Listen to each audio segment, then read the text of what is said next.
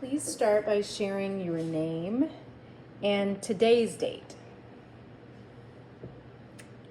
Hi, Julia. I'm Blaise Heltai, and it's the 6th of July, is that right? 7th. That's the 7th of July, 2025. And when were you born?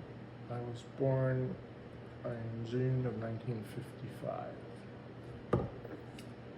Can you share in as much or as little detail as you desire the 5 years of your father, mother, brother, and sister's lives in Hungary before you were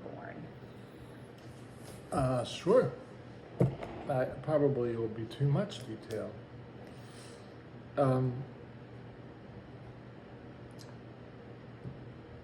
So it's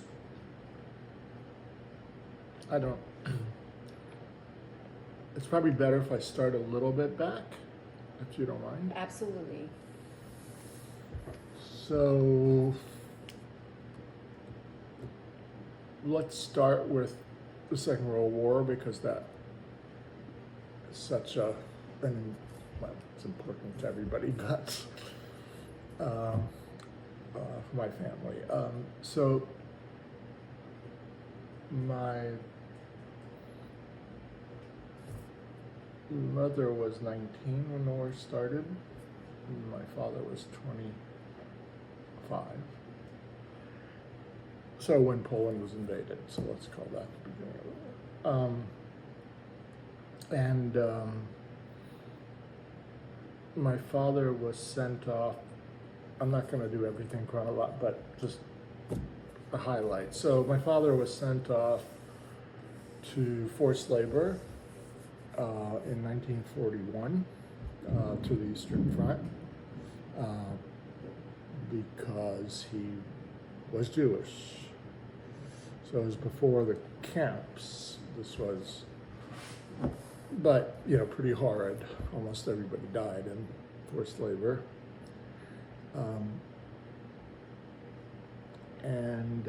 He spent 2 years, I think, in forced labor and came back in 43 when the Germans and their allies, including Hungary, lost the Eastern Front. So he was near Kiev and basically walked back to Hungary. So I was in 43, and then he joined the Communist Party. My mother had already joined, and there are interesting stories about that, but I'll just leave it at that. And she was completely non-ideological and actually kind of anti-political, but the party, though relatively small in Hungary, was she saw as the only effective, call it a resistance, although it was mostly about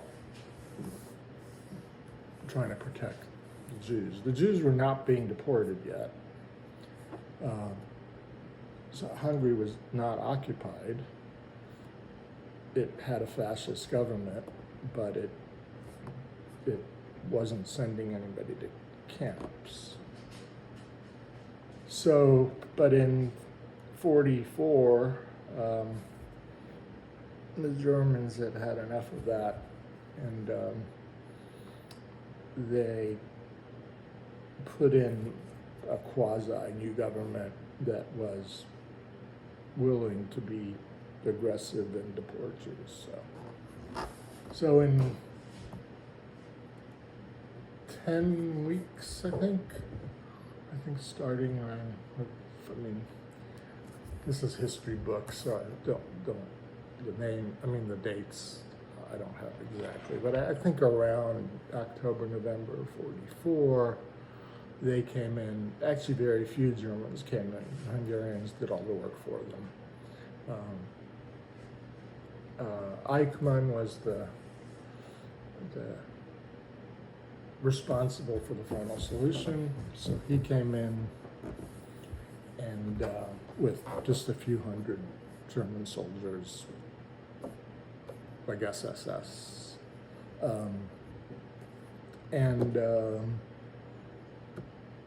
Then they deported almost all the Hungarian Jews, but Budapest was left they were very organized as usual about it, and Budapest was left as the last zone, and they sort of never got to it. Partly the Allies started finally bombing the train tracks, but many reasons. Partly, I think, the German high command, certainly the army part, the Wehrmacht, probably wanted to avoid being accused of war crimes, and the war was effectively over. So, but anyway, in 10 weeks, 400,000 Jews were killed, all in Auschwitz. It was the most concentrated killing. Anyway, my parents survived, but they probably would have survived anyway. My mother passed. My father had false papers made by my mother because she was a forger. That's what she did principally. Then the war ended. There was a sort of coalition government, but really run by the Allies. But then the Communist Party, although, and again, I'm skipping a little bit, but, and the history probably isn't that interesting, but the Communist Party lost, but they won. So they, through a period of months, took over the government. My father was in that government. He was in the foreign ministry. And so the reason I'm saying all this is because in 1949, he was purged in a show trial, in the sort of big show trial of Hungary. Not as a first-tier guy, but anyway, meaning he wasn't sentenced to death. He was sentenced to 10 years, and show trials were interesting because they were stories. They had no relationship to the truth. When they arrested him in the house, there were many things in the house there were capital offenses because he was in the foreign ministry. Without trying to translate his title, who knows? But he was a quasi above the middle rank, and he took documents home. He had all the secret documents, but he did it because my father was, he thought he'd write his memoirs. That was and then they also found a pistol that some friend of his left there. So anyway, both of those were capital offenses, but he wasn't accused of any of those. He was accused of being a spy for the Yugoslavs, which is what the whole show trials were about. And of course, it was very funny because my father would have never spied for the Yugoslavs because my father was a snob. So for the Brits or the US, completely believable. In fact, he probably did, but not the Yugoslavs. And so he was imprisoned. So in the meantime, Martin and Sophie were born. Right, so Sophie was born in 47, Martin was born in 48.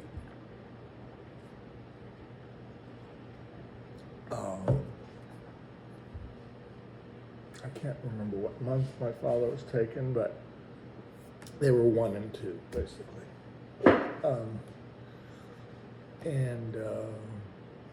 So I know this isn't so much about him, but so he ended up in prison and tortured, and this is written about even by name.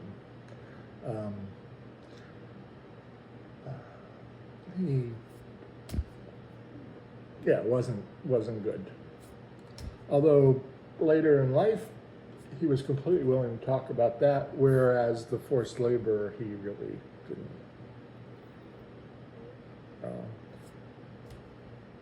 on the other hand, his prison mates, although he probably knew most of them before, I don't know that. Well, he actually was a childhood friend of the head of the prison, who was the deputy to the head of the equivalent of the KGB, which is called the Avo in Hungarian. And so that's a whole other story. But he also had friends who were with him in prison, or they made friends. They couldn't really communicate, so there's all kinds of stuff. But he was. So what was Martin and Sophie's life like? My impression that was a happy part of their life. They lived in a beautiful neighborhood. Up on one of the hills of Buda. They lived, that didn't affect them, but they lived next door to the future prime minister of India, which, there's a story there later. And of course, the prime minister wasn't living, we're not talking the White House here, right? It's a normal house, but it was just a nice neighborhood. Lovely views, lovely trees. And they had friends there, real friends that were lifelong friends for Sophie. Ran around as far as I always heard. My grandparents moved nearby from Pest so that they could be help, because my mother was obviously alone for a while. She had to take, a job that had nothing to do with her, but. And these were her parents or? Her parents. Okay. Yes. His parents played no role in the story. His father had died when he was 15, and his mother, who I knew later on, they all lived with us. I don't know where she was. She wasn't a favorite of either of them. So, yes, so these were my mother's parents, who were amazing, lovely people. Both came actually from well-known musical families. My grandfather more than my grandmother, although her family ran the most important conservatory in Budapest. So what else happened? So they, as far as I could tell, that was the happy part of their childhood. Pretty much, that was it. It was, although, my mother, nobody would speak to her because she was a persona non grata. For them, I don't think, they had their grandparents there, they had all these friends they ran around with. That's all I ever heard about. You mean, so after your father, if I'm hearing this correctly, after your father was sent in the purge to prison, their former communist acquaintances and friends treated her, she was persona non grata to them. Well, they were scared. Got you. Okay. My family never held anything against any of them. Well, in fact, I told you that the colonel ran the prison. He was the deputy of the head of the KG of the AVO, and the first time I ever went to Budapest, I asked. My father would never go back, and I asked him whether there was anything I could do for him, and he said to go visit him, and to tell him that he understood, forgave him, and invited him here, and paid for him to come, and they came. Anyway, I'm jumping way ahead, but that was the atmosphere in my family, is that everybody, they did what they needed to do, and they were scared. And that part, in terms of Martin and Sophie's lives, roughly, from when they were 1 or 2 to when they were 7 or 8, around? Right. So, again, I told you what I know about their lives then, which was, I think, not, which was a happy time for them. But the time span was about 5-ish years? It was 5 years. Okay, It's 49 to 54. got it. I'm sorry, that's what you're asking. Yeah. And then my mother had a lover, husband, whatever. I don't know much. My mother would never talk about it. Much, anyway.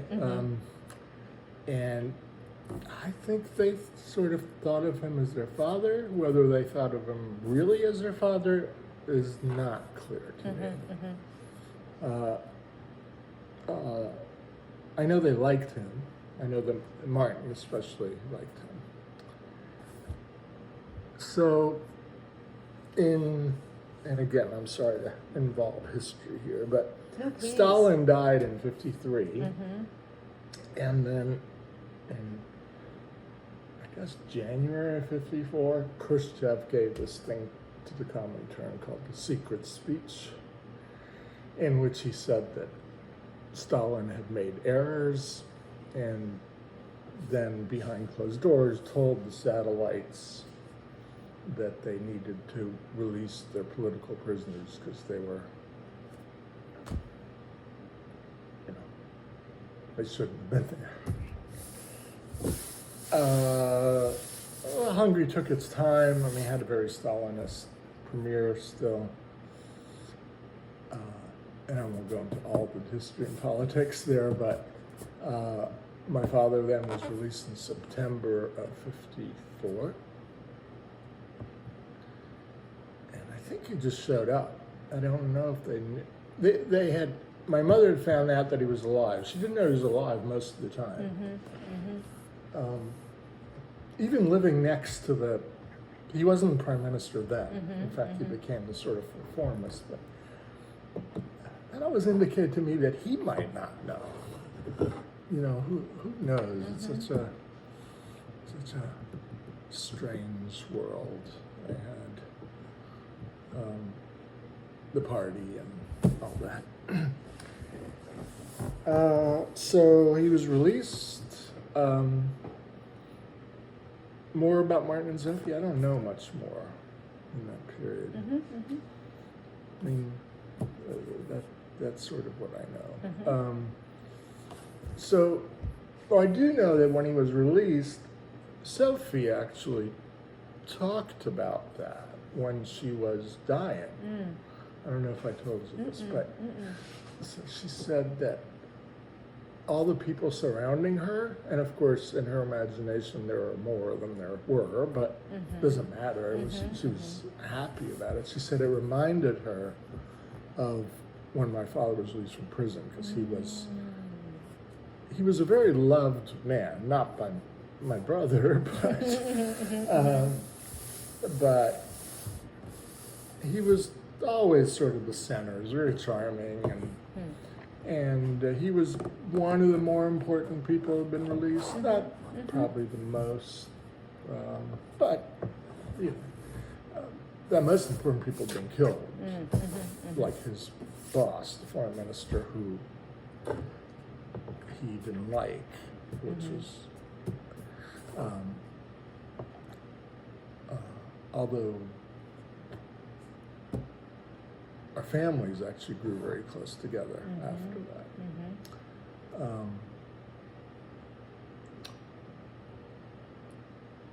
So he was released.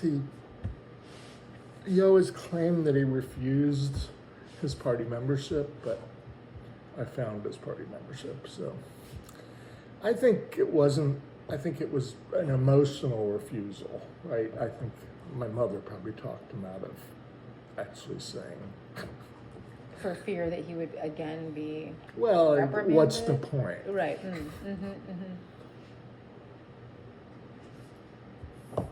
But again, I don't know the details there. He did say that he put all his medals on the dog. My mother was very scared. But my mother had lived through the 5 years of fear, whereas my father had lived through 5 years of, well, awfulness, but a different. So, okay, so released in 54, didn't take a, well, he took a job actually. He took it at the National Academy, a sort of, he'd never been an academic, he was a lawyer. He was an international lawyer. That's, besides the fact that he joined the party, that's why he had these positions in the foreign ministry. And that comes up later as well, I suppose. Anyway, he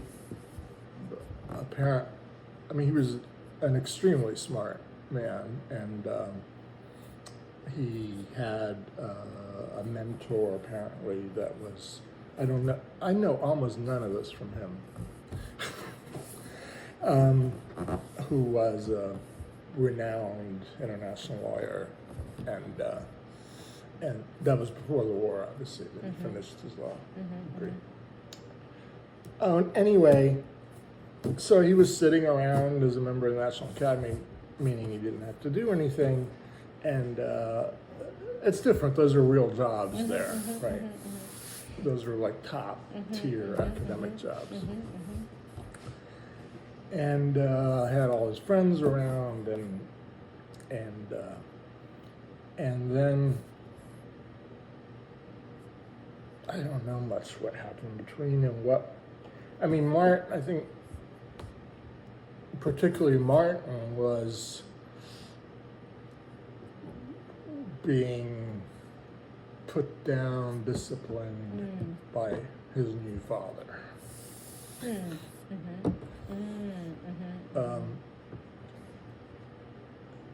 Sophie didn't talk about that particularly, but Martin, that was the beginning of not a great relationship. And I think, but Sophie bore the brunt of it in a different way. She just, I don't know, somehow didn't recognize that my father just admired intellectual accomplishments. That was, and well, they were still quite young, but Martin wasn't a good student. Sophie always thought he was dyslexic. That's probably right.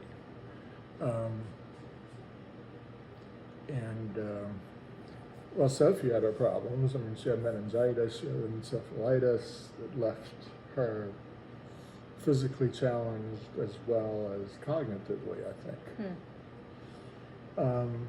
But I think the brunt of, let's call it abuse, because I think it was emotional abuse. There was hitting involved too at times, but I don't think an abnormal amount for the time. But emotional abuse, absolutely, it was directed to my brother, and it was very much, you're not smart.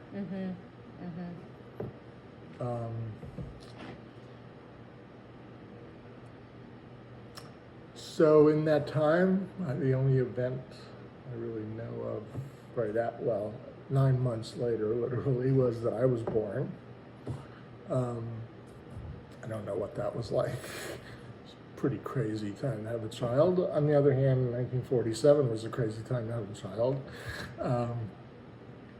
Although, interestingly enough, all my parents' friends had children then, right after the war. And, a lot of them were Jewish, a lot of them lost. We lost relatives, but far away, and I never really heard about that growing up. But anyway, so they had me, not particularly important at this point. I'm a baby. And then in 1956, there was an uprising in Hungary, as you know, where students and workers started agitating, complaining about Soviet occupation, although it was hardly an occupation at that point. There were Soviet, I mean, the Red Army was there. And I think that Hungary was a little bit ambivalent about it, really, because the Red Army had liberated them. Now, they weren't particularly nice when they came in 45, but they were better than their predecessors, who mostly weren't German. They were mostly Hungarian, but they were armed. So I don't know. I wasn't there, and but in some ways that does interest me, like what the feeling was. But anyway, there were definitely strong feelings against the Soviets, and so I mean the history you can read better than I can recollect. So there's a sequence of events. So I'll just start with one. I mean, stuff had sort of been building up, and I think it was in early October that there was a reburial of the foreign minister, whose name was Reich, R-A-J-K. So that's who my father putatively worked under, but not for long, actually, because he had been interior minister, which is the second position. Right? The interior ministry controls the secret police, for example, right? So in some ways, it was a demotion for Reich, but he was, I think, very much the sort of enemy isn't the right word, the competition for the prime minister, for the premier. The premier was a Muscovite, which meant a lot, but Reich had been in the Spanish Civil War. That meant a lot. You probably know about this, that there was this, in all the communist parties, there was, I mean, that wasn't a schism, but there was, it's not atypical that there was competition there. Anyway, Reich probably did want to be premier, so anyway, that's how he got purged. But anyway, so he was murdered. He was executed. Okay, yeah. Murdered is a fine term, yes. But these were all trials, Right. So, as ridiculous as they were, the trials. I saw some of them. They have recordings of them. They show them, and but I had read the transcripts and stuff. I mean, since '89, a lot of that stuff got opened up, and yeah, they're interesting because they really wanted to, and the prosecutors believed it. It wasn't like they were complicit. That's interesting.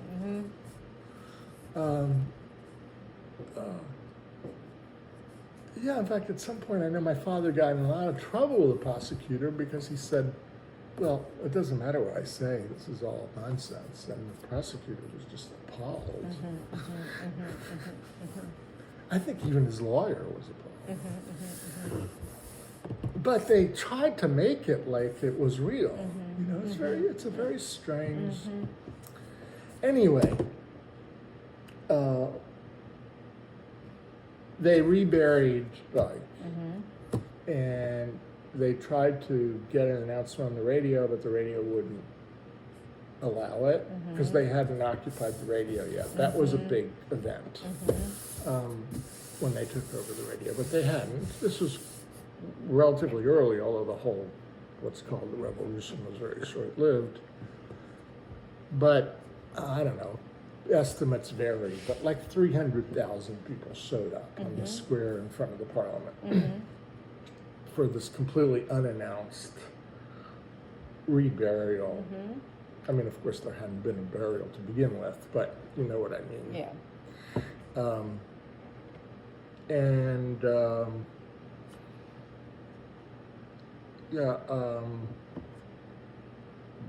The guy who was actually my father's best friend, who was the press secretary for Reich, and later went to work for the BBC, gave the main speech, and the end of it was something like, "We shall never forget." And that, many people think, was the beginning of the real revolution, because that started engaging political actors and stuff like that. And then with that, I mean, this was like changing daily, so let's not go into that. But eventually, Nudge, the neighbor, who actually had been prime minister for a short time in '55, actually when, it might have even started in '54, about when things were getting released, because the Soviets said, Dakoshi is too Stalinist, let's get somebody who's more sympathetic. Anyway, he became prime minister again. There were a couple in between, doesn't matter. And then you could say it was a real revolution by then, although he was put in there by the party, but he was not named head of the party. He was just the premier. And he asked my father, apparently, to join him and to be deputy foreign minister, because he named himself foreign minister, which made sense because he was a sort of internationally known figure. So it made more sense for him to be on the cover of Life magazine. I don't know. I don't think my father ever took offense at this. My father thought it was lost already. Mm-hmm. It was ridiculous. Mm-hmm. And this is still 1956? 56, Okay. October Mm-hmm. 56. Mm-hmm. So there was this plan, again, this has nothing to do with Martin and Sophie, but they were going to, well, they did approach the Americans because the Suez Crisis was going on. Mm-hmm. So they thought the Americans might be able to do some sort of trade. Not literally, but, you leave Hungary alone, we'll let you have Suez through Egypt, right? Through your Egyptian vassal state, if you want. Because Egypt was still, firmly in the Eastern Bloc. Or in the Russian sphere, or whatever you want to call it. Well, I don't know. That wasn't going to work. Well, for one thing, Eisenhower refused to do it. And again, no blame,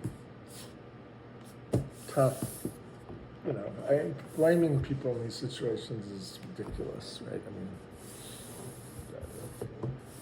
we're not talking about Trump here. Eisenhower was probably a reasonable man and certainly understood how the world worked and whatever. I mean, my father loved Americans. He didn't know Eisenhower, but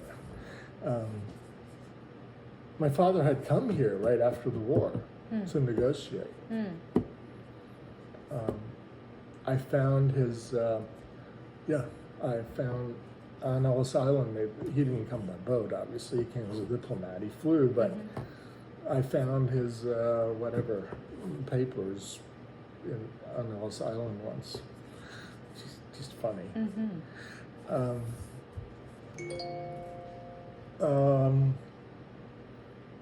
Like So- papers when he visited as a tourist? No, as he wasn't part a of the- tourist, he as- was a diplomat. I mean, He was listed as a not diplomat. as a tourist, but, okay, so the papers sort Well, of just like the his. manifest. Got it, right, got it, okay. And instead of listing him as Right, Hungarian, it was listed as Hungarian Yeah. diplomatic representative got or it, something. right, okay. Right, it's a different. Mm-hmm. Not that I know anything about manifests, but that's what it said. Anyway, jumping again further ahead. So we're back in 56. So my father joined this government. Does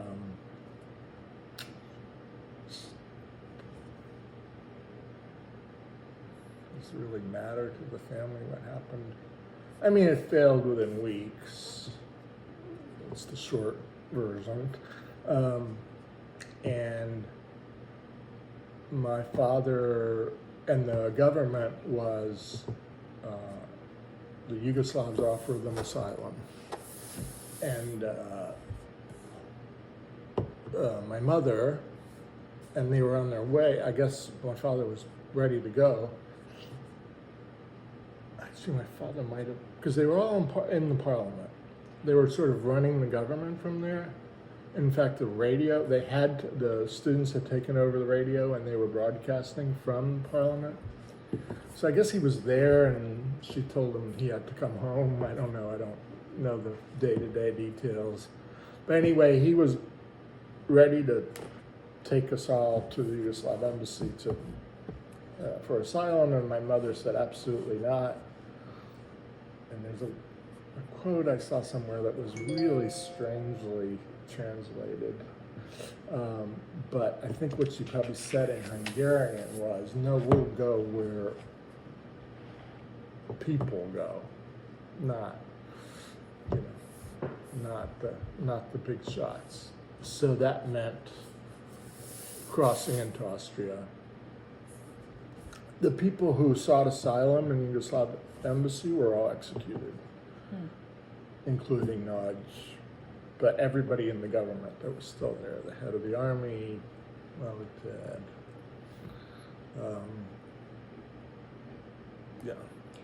Pretty Was much. that because was that because they were hunted down by their political adversaries, or was that those because Yugoslavs gave them it up. was a setup from Yes, the it beginning? was a setup. Okay. Right, and if you read sort of into the archives of that period, the Tito-Stalin split had really largely been repaired. It was now just in Tito's advantage to appear like he wasn't complicit or an ally or whatever, but it wasn't true. They were going to, the Yugoslavs were going to do whatever the Soviets do. And I didn't go through, in the meantime, the Soviet army, the Red Army had come in. Again, it didn't take much to defeat Hungary, never did. They've won one battle in 1,000 years, but so I didn't go into all that, but that's all the background of that things were really, because for a while they looked like maybe there could be some accommodation, but then it was clear that actually the Soviets had their own internal battles about it. Because my father was negotiating, I don't know if you know this name, with Andropov, who was actually the premier before Gorbachev, but very short because he died. Okay. But he was the ambassador to Budapest. And he was not a hardliner. So there was some belief that some accommodation could be reached when, well, this is according to my father now. I think the books say it somewhat differently, is that's when they decided to have a declaration of neutrality that they read in front of the UN. And the person who read it was also a very close friend of my family's. My father wrote the declaration because he was a lawyer. In fact, he's got this funny story that he recounted, that they couldn't find the Warsaw Pact. So he's got this whole, thing about where is the Warsaw Pact. Well, it turned out that nobody had it except the secret police. Because he was out of prison the Warsaw Pact was only signed in 1955. It doesn't really matter, but anyway, he was a lawyer, so he needed to, what's the document say? When can we, it turned out that, the Soviet Union really needed to be invited in. Well, then stuff happened, doesn't matter. I mean, the guy who actually became the premier, who was the Hungarian premier through the 80s. Hmm. That was goulash communism, became a very moderate. Mm-hmm. I mean, he was in prison with them too for a short time. But he was willing to do the bidding of the Soviets? Exactly. Okay. When they were all in the parliament, he disappeared. And so they said, "What's going on?" And then he came back with the Soviet.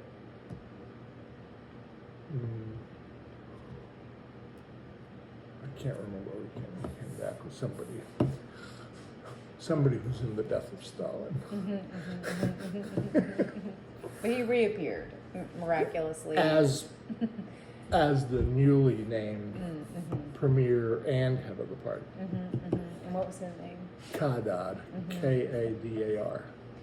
And by this time, your family was out. I don't know that this is Okay, all so- days. Got it. Oh, got it. Okay. So yes, probably. I mean, my family got out by, wearing street clothes and pretending they were going for a walk, basically. And so in November of '56, they crossed into Austria.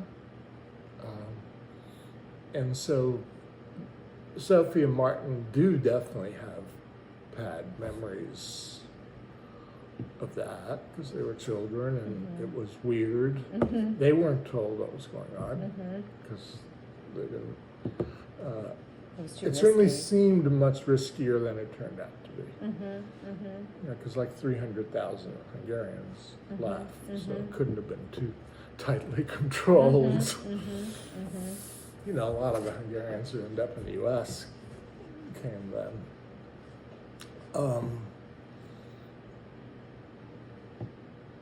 So that was an impactful thing for them. I was a baby. I was put to sleep. Do you know what your father gave you? The drug, whatever it was, some form of Benadryl Oh, I type?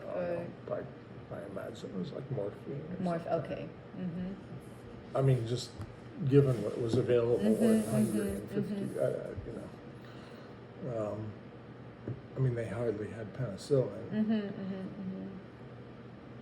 I didn't know penicillin would put somebody to sleep. No, it wouldn't. I'm just saying. Yeah, right. Got you. Okay. This was Yeah. really Right. poor. And I don't know about that. I don't know if Benadryl existed, but I would expect it was something more old-fashioned. Maybe I've never recovered. So they, under this pretense of taking a walk, Yes. they walk to Austria. Well, they must have taken a train. Okay. I asked Martin and Sophie about this before Sophie died, just to get the. Yeah. And they didn't quite remember either. Sure. They remembered a train, but then I asked where. I was trying to understand how far they had to walk. Because the nearest train station I know of, a major line, is not that close. I know that they had a ride from a farmer at some point. And, So sort of as walking some, a train some, a ride when they could. yeah. As best they And then could. they apparently went around in circles because they depended on my father's sense of direction, which was like the worst ever. Anyway, they ended up in Austria, in a refugee camp.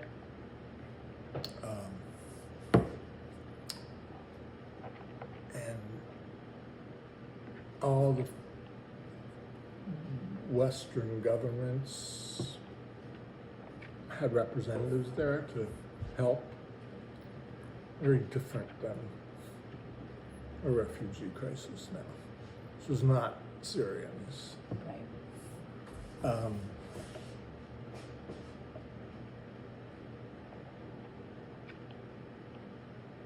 So they were basically recruiting Hungarians to come to their countries. Um, and I don't know what their criteria were, but whatever. It seemed like my parents had choices. My mother's best friend wanted them to go to Denmark. I think my father, as many languages as he knew, Danish was now one of them. I don't know. I don't remember the details of what they said. And of course, it's all hearsay anyway, right? What did I didn't know anything. They ended up in Belgium. Don't really know why.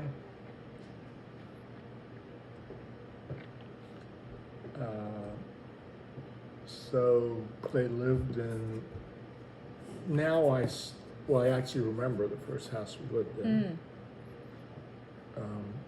I guess we must have lived there a couple of years for me to remember. I mean, I remember very little about it, but it was a slum, you know, it was. In Brussels? In Brussels. And what's now, I actually have seen the house since. It's not a slum anymore.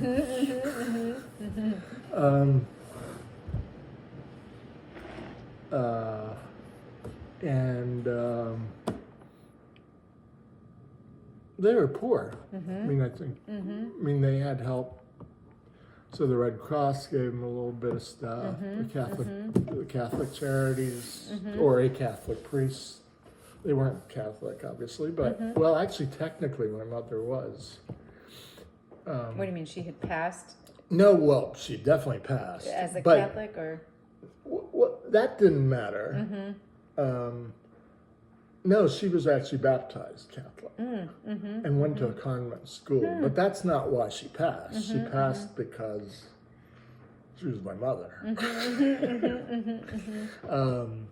And one, she certainly didn't have the stereotypical look that the anti-Semites thought she should have, right? And she was tough. No, don't fuck with me.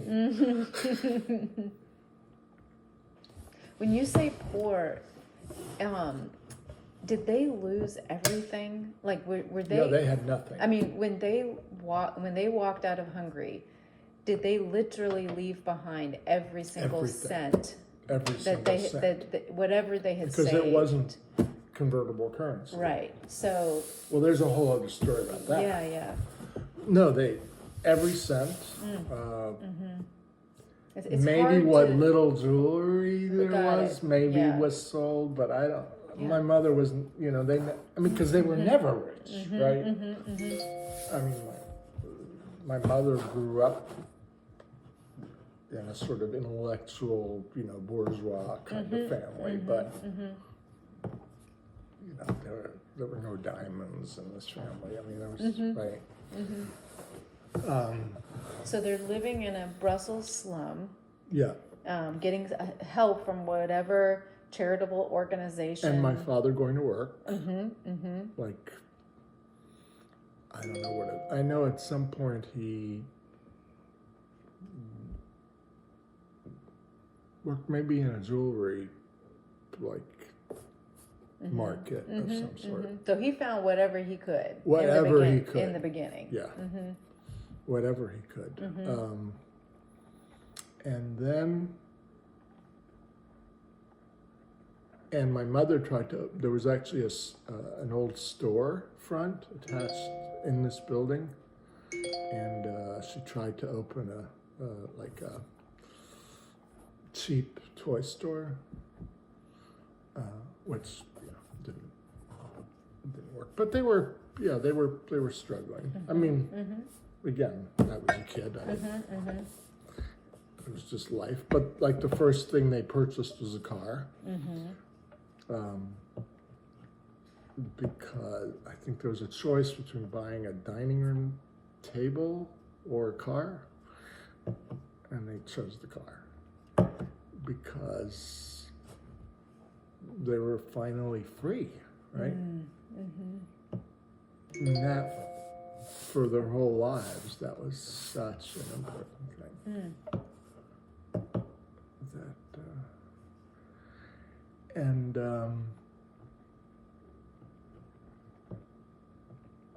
Because I think even in the early days after the war, although he was a government official, he was a representative in the treaty, in the peace treaties in Paris and everything. I think already, the Avo was sort of in charge. I don't know that, but but certainly later on, Hungarians weren't traveling freely, certainly. Anyway, so that's how we lived, probably for 2 or 3 years. Up until you were about age 4-ish in terms of your time in Brussels? I would guess.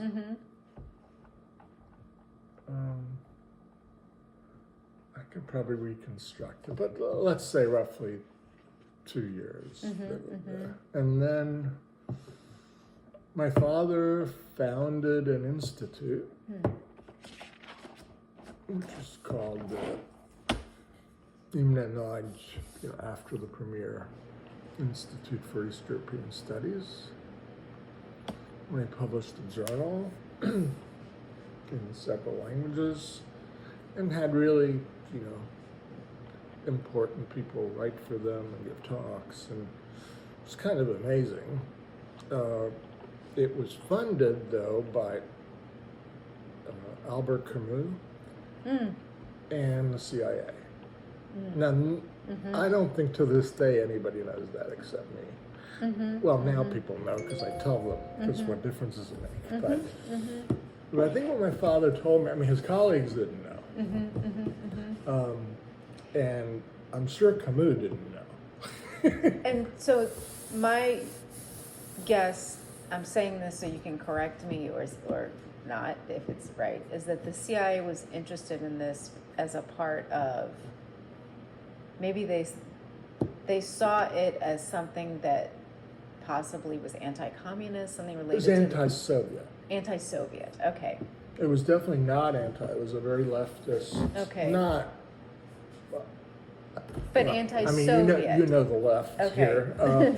So I wouldn't say it's anti-leftist, but it was anti-Soviet. Okay, gotcha.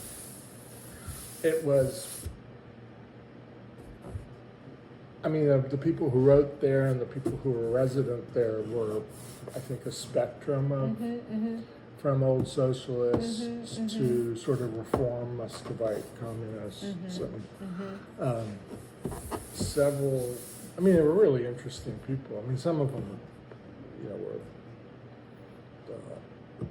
but the more, I was a kid, but the most interesting people to me were like, the Italian, a few parties split from the Soviet Union. Not that many, but a lot of people did, right? It was a really seminal event. And sometime maybe you probably know all this, and Daniel knows. Charlotte Maybe Daniel actually does. has sort of studied this, and I've read some about it, and it had a really,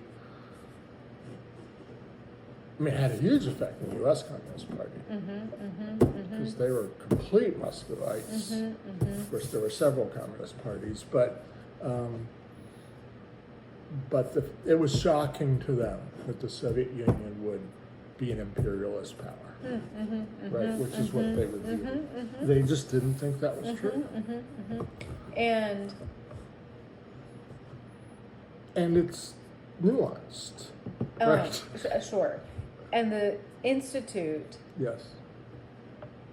did he run this out of your home No, in he had Brussels? it was a whole building. Okay. It was serious, I have just wonderful memories of this. It was in an old, brownstone.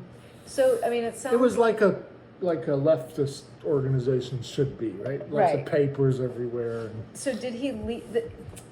In the beginning, he was cobbling together whatever he could, both of your parents.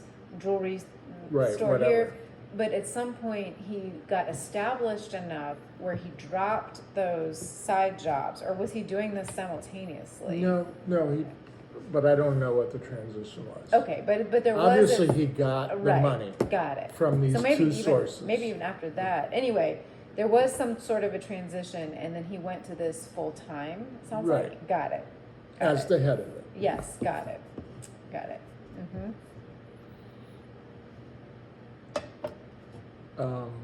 And so, what prompted leaving Brussels then? Well, Camus died. Mm-hmm. This was never revealed to us, Mm-hmm, really. mm-hmm, mm-hmm. What was told to us is that, well, so we visited the United States 2 years before we moved here Mm-hmm. and got our green cards, Mhm. just to show you that he still had serious connections Mm-hmm, here. mm-hmm, mm-hmm, Before we had any idea of moving here, mm-hmm. they just thought, well, might as well get green cards. Mm-hmm, mm-hmm. And I mean, I knew some of the CIA guys. I mean, they were great. They were lovely. You know, they weren't covert operatives. They were research kind of academic, like Hungarian origin, but not Hungarian. What do you mean? Like they were first or second generation? Yeah. Okay. Like So he their didn't, parents or like the main grandparents? guy that I remember. Right. Might have spoken a little Hungarian, but not much. But he was first or second generation, I think. But a really lovely man. Actually, he and my father and I might have been the last time I saw him, had lunch with him, and I was asking about his kids, because he had one kid who was about my age, and he said, he's in the State Department. And I said, really? And he said, no, in the real State Department.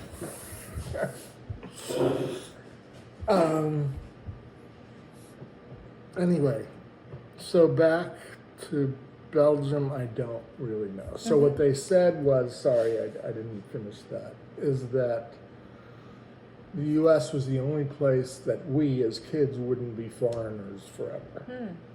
And there's definitely truth to that, right? I mean, I was 1 or 1.5 when we lived in Belgium, but I was always the little Hungarian boy. Not that bothered me, right? But I was in school. I was French was virtually my first language. I mean, I certainly didn't have an accent, right? And I didn't mind being a little Hungarian boy, but I mean, I get that.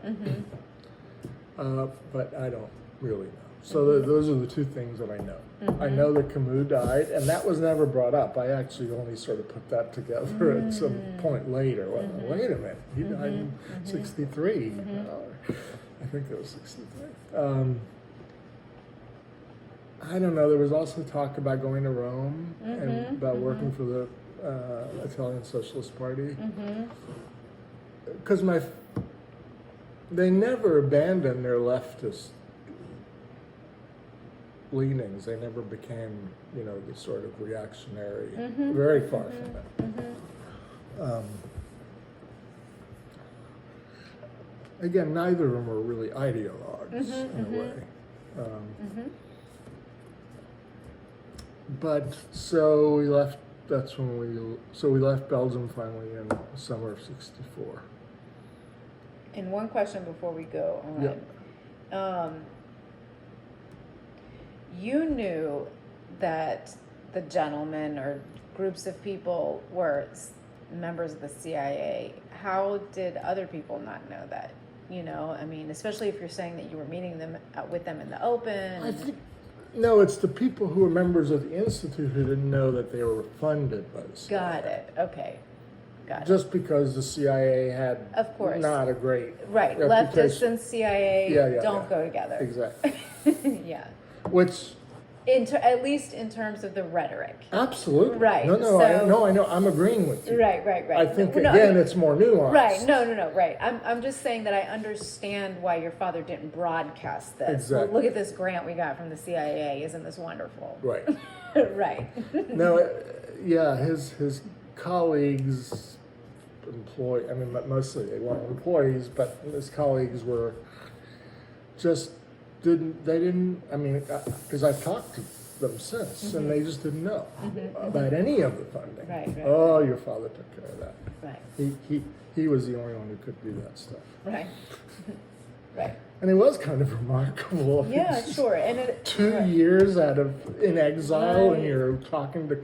I don't even know if he knew Camus. I mean, might have been Right. some intermediary. I have no idea. Right. Right. And I don't know if it's these CIA guys.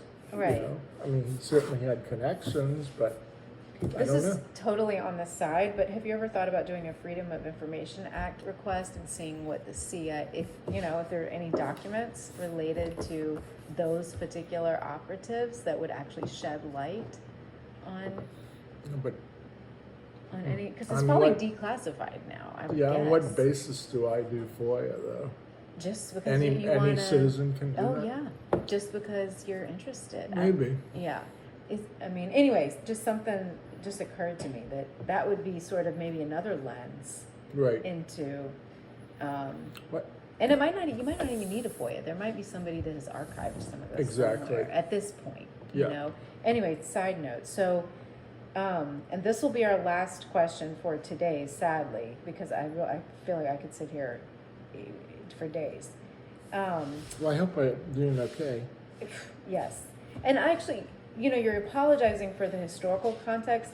Don't apologize. I find it's enriching and enlivening, and I think for sharing this with your family, to me, I think it creates a full, it's the context Right. in which your family was making these decisions. Exactly. I mean, So, that's what I think. Yeah, so I think it's, it enlivens the story, it invigorates the story, it helps us connect dots.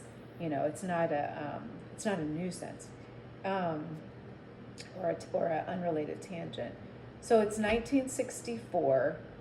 Your family has had, this, really kind of unfathomable for many people who haven't experienced anything like this, journey, from Hungary to Brussels. They've established somewhat of a time of stability after so much tumultuousness, and now it's time to move again. Insane. What are your, well, I'm not saying that, I'm just trying to set the No, scene. I'm saying. I'm just trying to set the scene. What are your memories of that move? Where did you go to first? So, my first memories are when we visited in '62, so I was 7. And waking up in New York Harbor and seeing the Statue of Liberty was probably like the best moment of my life. Why? Because it was just this object. It wasn't obviously political or Okay. anything. Yeah. But there was something exciting about the city. Yeah. And the big buildings. And, I mean, there were no cities like that in Europe then. And Brussels was a sleepy little town with nothing in it. So it was, for me, so 62 we visited, then we went back and came back in 64.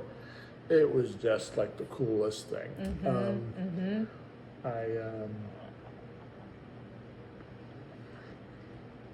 That was for me at my age. So I was Yeah. 9 when we moved here. So, I learned English basically instantaneously.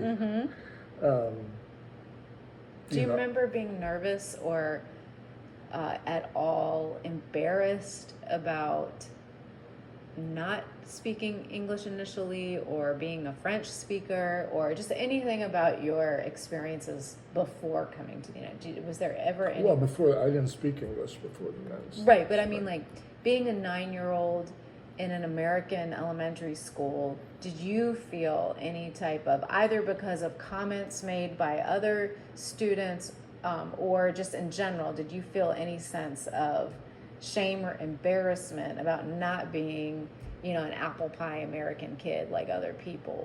Or was it the school you were in different? Was it like Just, No. I'm just curious sort of what you remember of There the- were no different schools. Of You your- just went public school. Okay, yeah, I'm just curious of how you remember the transition. You know, people talk about culture shock. Did you experience that, or was it just excitement and positive, mostly? So, just a little. So school was obviously a fundamental part of life, right? And so I came from this. Well, we all went to this very serious school. It was a school of the European Union, then called the Common Market. So it was taught in.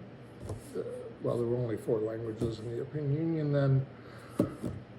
But you basically took classes in each of the languages. It was intense, right? Now, I was a pretty good student, so I was fine, you know. But the teachers were like the devil, right? Mhm. This is in what part of New York City? In Belgium, I mean. Oh, in Belgium. Okay. So then we moved. So the first place we moved in '64 was Washington.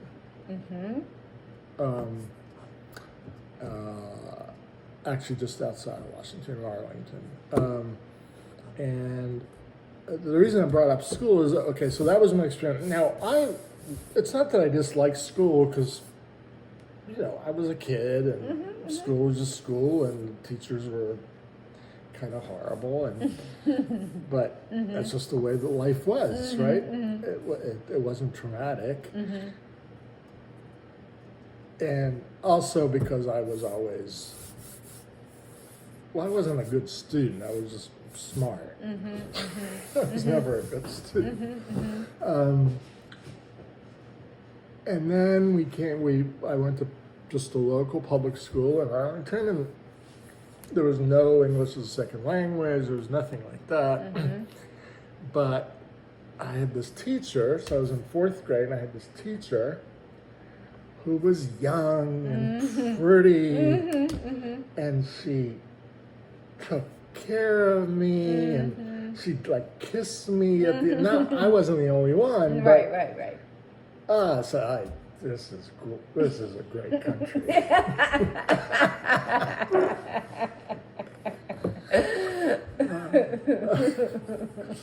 And she tried her hardest.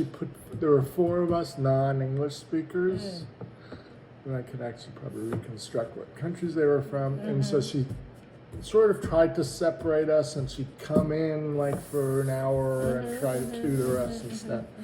But I was out of there very fast. Within weeks, I won the spelling bee at the end of the first semester. So, which had nothing to do with language skills. It had something to do with my ambition, maybe, or something. Until then, but I mean, you asked a good question. Certainly, there was a period, at least of a couple of months, where I didn't know what people were talking about, and if I thought they said something insulting to me, I hit them. I was not a small kid, and that's what I knew how to do. And then by the end of that year, I didn't have that issue anymore, and I became sort of the protector of the people that were bullied. And I guess that persisted a lot in my life. Now, Martin and Sophie, completely different. Imagine. They're, okay, well, this is being recorded, so I don't know. Anyway, Martin had not been a successful student in Belgium. He ended up in sort of his right grade in the U.S., so basically skipping grades, and Sophie was in, she might have been in 12th grade then, either 11th or 12th. And Martin, what would have been? He was in 10th. Okay. He hadn't been in Belgium, just leaving it at that. But the when they went to, whoever they went to, my father, to the high school, whoever decided these things at the high school couldn't read the report card. Because it was in 4 languages, but none of them were English, because Great Britain was not part of the EU then. So he said, oh, I can't read this. Very big document, lots of numbers. So he said, how many years of school has he been in? Well, the true answer was 9, so that's how you end up in 10th grade. I don't know how he felt then. It must have been rough. His English probably, they had taken him out of school in Brussels the last few months and done an intensive English study, but I don't know how his English was. Sophie, that was already the 4th language in that school for her to do English, so she'd done some. But the school was so much easier. I mean, in Belgium, I didn't experience, but I mean, for example, so the sequence was you started, well, depend what section you were in, but you started German in 1st grade, and then You're talking about Common Market School now. the school, the European, it's called the European School. European School, okay. And I don't know how the languages work now, because there are a lot of them. Yeah, I don't know how we got in there either. I think it was a friend, because we weren't EU.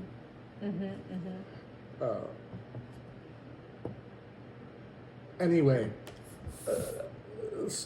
just recounting a story that Sophie told me, which I remembered, is that her history classes were in German. In Hyde's, you can imagine, textbooks in the 60s in German. Do you read German? No. It's like, I mean, she thinks it's an easy language because I guess grammatically it's, well, I don't know, it seems hard to me, but yeah, it's a horror show. But anyway, that's how that school was. And so we came here and things were not so serious. Right. Yeah. But the challenges were And up. again, I didn't notice that much one way or the other, because I didn't really have an issue there either, but yeah, I think it was really rough for them. I mean, at that age, they'd already been foreigners. Coming in at the They'd tail. been in a school that was pretty horrible for both of them, I think, one way or the other. Talking about the European school. Yeah. Yeah. I mean, there was no empathy there. Right.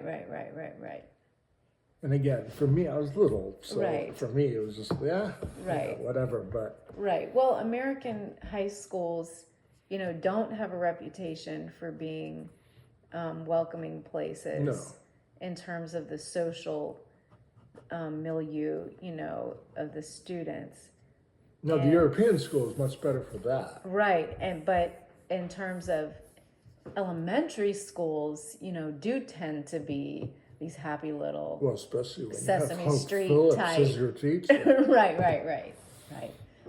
I Let's pause it here. was in love with her forever. Oh gosh, I could understand. I can understand why.